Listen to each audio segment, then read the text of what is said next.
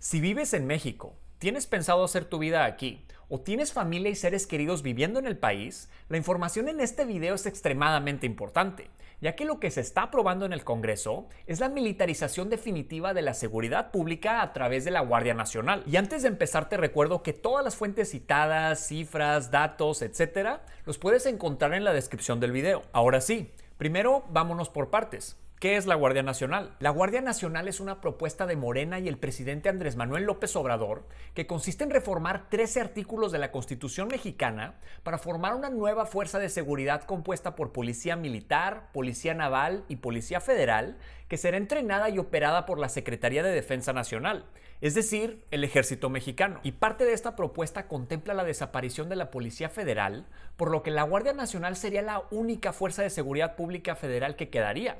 Lo que quiere decir que en caso de ser aprobada, los militares serían los encargados de la ejecución de órdenes de aprehensión, cateo, hacer detenciones en flagrancia, entre otros. Además, la propuesta también menciona que los elementos de la Guardia Nacional recibirán capacitación en el respeto a los derechos humanos.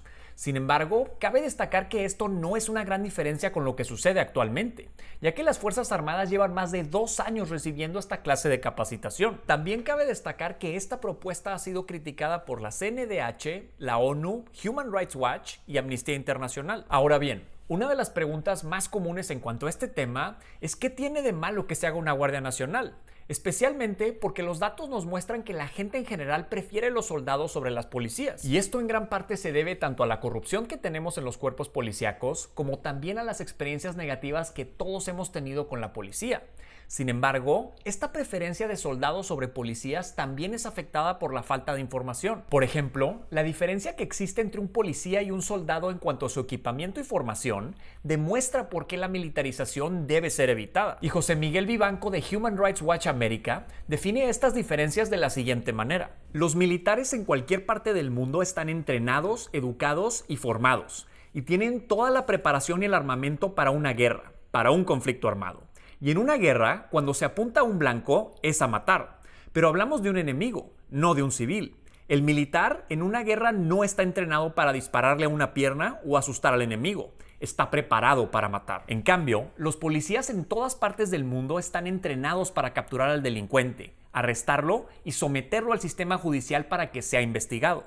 Y justamente porque son así de distintos, es que no son intercambiables y no debemos sustituir a nuestras policías con el ejército, ya que esas diferencias en equipamiento y formación para la guerra que tienen los soldados provocan que la violencia aumente aún más cuando son los militares los que intervienen en labores de seguridad. Por ejemplo, cuando los policías intervienen en un enfrentamiento a nivel municipal, la tasa de homicidios se incrementa en un 6%. Y en contraste, cuando son los elementos de la Sedena quienes intervienen en los enfrentamientos, la tasa de homicidio sube un 9%. Es decir que está comprobado que la presencia del ejército haciendo labores de policía aumenta la violencia. Y uno de los efectos secundarios de ese aumento en la violencia es que la confianza de los mexicanos en el ejército ha ido disminuyendo a lo largo del tiempo. Además, no existe ningún tipo de prueba o estudio que demuestre que la presencia del ejército en las calles reduce la violencia. Simplemente no la hay. Ahora, algo muy importante que aclarar es que este video no es un ataque a nuestras Fuerzas Armadas, ya que los que menos culpa tienen de toda esta situación son los hombres y mujeres que conforman nuestro ejército, porque en realidad los estamos empleando en labores para las que no fueron entrenados y nunca debieron salir a las calles. Incluso, un estudio del Instituto Belisario Domínguez, que es el centro de investigación de la Cámara de Senadores, concluyó que Felipe Calderón jamás debió sacar al ejército a las calles. Y cito, no existió una crisis de seguridad ni una ola de violencia que justificara el despliegue simultáneo de operativos con las Fuerzas Armadas de carácter permanente en diversos estados del país entre 2006 y 2007, y que no redujo la violencia existente en el país, la cual se encontraba en niveles mínimos históricos salvo en el caso excepcional de Michoacán. Todo lo contrario.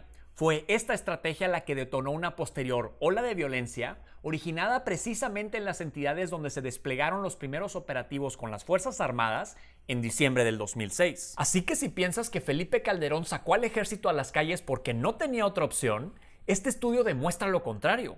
Fue justamente la presencia del ejército lo que detonó la violencia, ya que al momento en el que el ejército salió a las calles, los índices de violencia se encontraban en niveles mínimos históricos. Así que no, La crisis humanitaria que hemos vivido los últimos 12 años no es culpa de las Fuerzas Armadas, sino de nuestra clase política, su guerra contra las drogas y el abandono total de las policías y las instituciones de procuración de justicia. Y solo para darnos una idea de qué tan abandonadas fueron las policías durante estos 12 años, un estudio nos reveló que 8 de cada 10 policías tienen ingresos mensuales inferiores a los 15,000 pesos.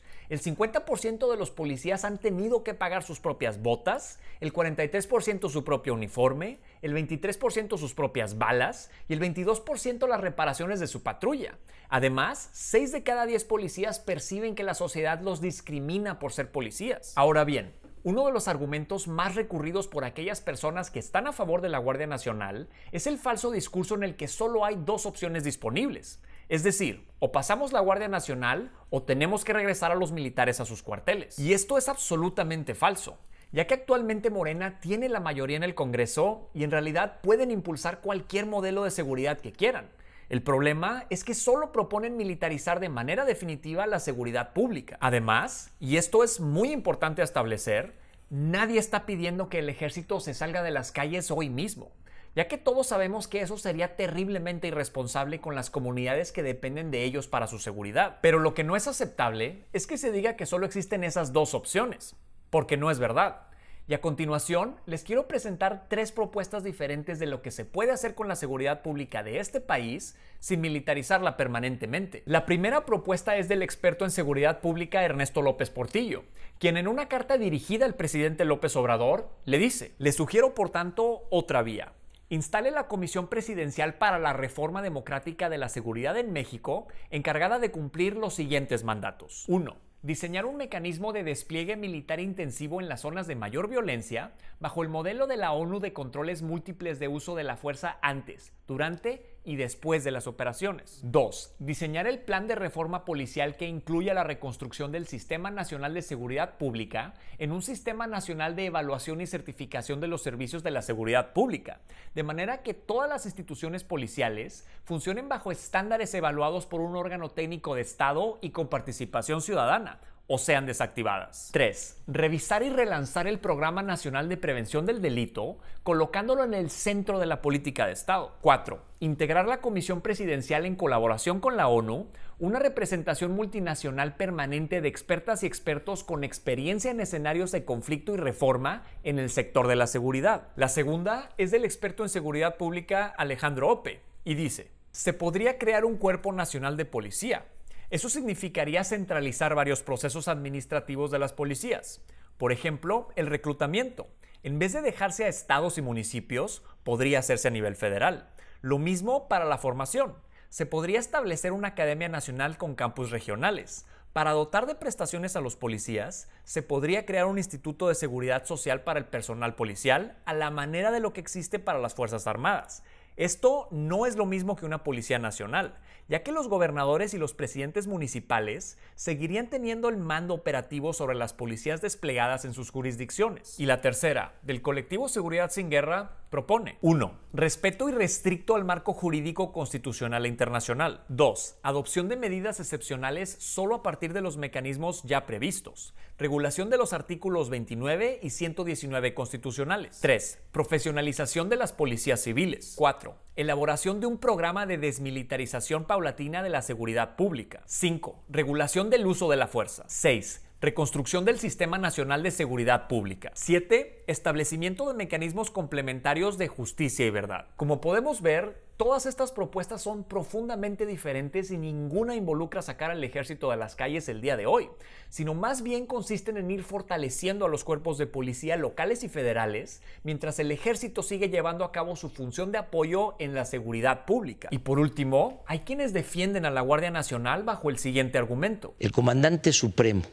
de las Fuerzas Armadas es el presidente, es ¿sí? el presidente de la República. Eso sí. Claro. Y yo nunca voy a dar la orden de que el ejército reprima al pueblo de México. Y aquí me gustaría preguntarle tanto al presidente como a los que apoyan este argumento: ¿qué pasará cuando Andrés Manuel ya no esté en el poder? Porque a final de cuentas, si no estás de acuerdo con entregarle esta clase de poder a tus adversarios políticos, por principio tampoco se lo podemos entregar a quienes nos simpatizan. porque esta reforma constitucional trasciende a los presidentes, y el siguiente que venga puede ser otro Peña Nieto, Calderón o alguien peor.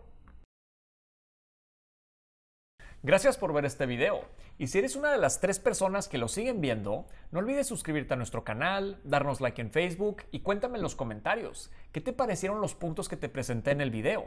¿Estás a favor o en contra de la Guardia Nacional? Y si te interesa saber más sobre el tema, te invito a ver una entrevista que hicimos con el doctor Alejandro Madrazo Layú de Seguridad Sin Guerra, donde abordamos más a fondo el tema. Que regresen los soldados a los cuarteles. Este es un asunto que se tiene que resolver de otra manera. Que no se utilice para suplir las incapacidades de los gobiernos civiles. No es con el ejército como se pueden resolver los problemas de inseguridad y de violencia. No con el uso de la fuerza. No desgastando más a las instituciones de la República. Se está discutiendo y seguramente se va a aprobar una ley para dar más facultades al ejército en el combate al flagelo de la delincuencia. No se vayan a otorgar facultades excesivas al ejército. Ya estamos viendo cómo se están violando derechos humanos, cómo inocentes están perdiendo la vida. No podemos nosotros aceptar un gobierno militarista. Además, esto no le conviene ni siquiera a la misma institución militar.